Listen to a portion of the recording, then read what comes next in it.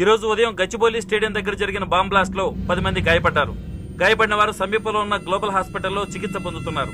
ఇది ఉగ్రవాద చర్యగా పోలీసులు అనుమానిస్తున్నారు. స్థానిక ఎంపీ సింహాచలం ఈ దాడిని తీవ్రంగా ఖండించారు. రోజు రోజుకి దేశంలో ఉగ్రవాదం పెరిగిపోతుంది. ఈ దాడి ఎవరి మీద జరిగిందో తెలియదు గాని నేను తీవ్రంగా ఖండిస్తున్నాను. ఉగ్రవాదంపై పోరాటంలో ఏందయ్యా నర్సు జ్యూస్ తెస్తే తాగలా? కొంచెం తాగుదు.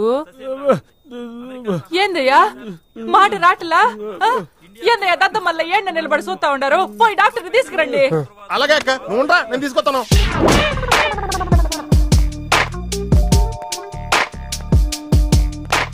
ఇది ఉంచండి.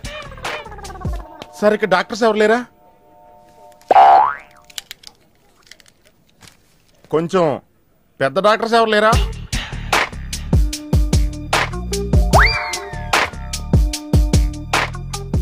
కన్విన్స్ అయ్యానండి, రండి. నమస్కారం అండి. సార్, ఆ రోజు బాంబ్ బ్లాస్ట్ జరిగిన దగ్గర నుంచి మనిషిలో చలనం లేదండి, కాళ్ళు చేతులు ఆటలేదండి, మాట కూడా రావట్లేదండి. మా అక్క చాలా బాధపడుతుందండి. అన్ని ఇందులో ఉంటాయ్యా. మా అక్క బాధపడటం కూడా ఇందులో ఉందండి. నువ్వు చూడవా, నువ్వు చూడు. నర్స్ గోదర్, లెగ్గెత్తు. నీది కాదు, ఇతను లెగ్గెత్తు. చెప్పింది అర్థం చేసుకోండి. Take this.